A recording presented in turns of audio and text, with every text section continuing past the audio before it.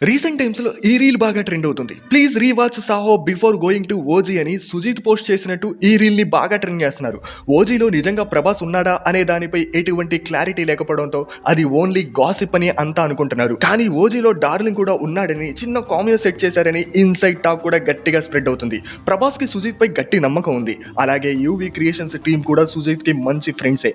సుజీత్ అడిగితే ప్రభాస్ నో చెప్పే రకం కాదు. కాకపోతే డార్లింగ్ ని ఓజీలో సుజీత్ ఎలా ఇరికించి ఉంటాడు అనేదే $1 మిలియన్ క్వశ్చన్. సాహో క్యారెక్టర్ ని ఓజీలో ఇరికించడం అనేది లాజికల్ గా వర్కౌట్ కాదు. ఎందుకంటే ఓజీ అనేది పీరియడికల్ మూవీ అండ్ 90s టైంలో ఆ స్టోరీ రన్ అవుతూ ఉంటుంది.